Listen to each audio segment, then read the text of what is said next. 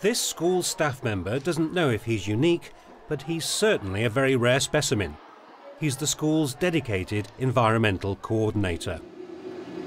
Stephen Green doesn't take any classes, but devotes his efforts on promoting sustainability at the Ringmer Community College in East Sussex. But I think what we've demonstrated here is that by taking that leap of faith and getting someone in to do this task, you can not only make real changes to children's futures, but you can also save money and generate a lot of income for the school. Stephen first worked at the school as a part-time teaching assistant in the music department and a spare-time organiser of an eco-club. With the school building half a century old and an antiquated heating system, there were plenty of simple measures that could be taken to save energy, such as turning the heating down when it's warm. As the eco-club grew from a membership of 5 to more than 200, that's a quarter of all pupils, so too did their ambitions. Solar panels appeared on the roof. We have 66 solar panels right up there that generate 10% of our electricity. There's always sun, so they will always be generating electricity. The panels stimulated extra interest in the environment and a greater commitment to saving it. A decision was made to find more sources of renewable energy and appoint an additional member of staff to be environmental coordinator. When I came in as head, I could see the potential for this expanding.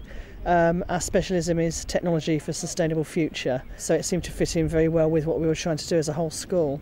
So I approached Steve and asked him if he wanted to do the job more or less full-time rather than working in music. This was the next expansion in sustainability. This is a wind turbine. It generates electricity. It produces 5% of our electricity, so it's very economical for the environment. While examples of sustainability were appearing on site, lessons in the subject became embedded in class. What message does this image convey? The time's running out and that the Earth is like, if we don't do something about it now, then it'll be too late. Through Key Stage 3 and Key Stage 4, we do embed sustainability throughout, and it raises awareness of their sort of global part within the world and the local, and the things that they can do to basically improve their area and help towards a more sustainable future. The next renewable source of energy came with a new sixth form centre. In here we have a ground source heat pump, and that basically takes heat from underground to help heat the water for heating the sixth form building. And it generates about 1/3 of the sixth form's energy. Stephen reinforces the environmental messages with demonstrations like this. The eco-bike shows pupils how much energy they have to expend to light one bulb. Pupils are also encouraged to undertake their own green projects, such as turning scrap paper into notebooks, which are sold in school and in a local shop. We did some ones for Christmas. We made £25. And most of the money goes to charity as well. Back outside, this is the latest star attraction of the school's renewable energy collection.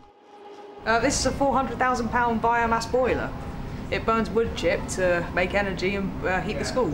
This is going to be the world that we're living in eventually, so we want to keep it as clean and healthy and eco as possible, really. It's our world and it's our generation, so we might as well save it now while we can instead of when it's too late.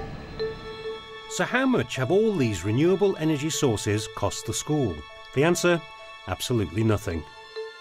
Photovoltaic solar panels cost £48,000, paid for by the Green Fund and EDF Energy, cost savings £3,500 a year. Wind turbine cost £18,000, funded through the Green Fund, saves us £1,800 a year. Ground source heat pumps cost £22,000, funded through the government's carbon reduction scheme for new build, saving £7,500 a year.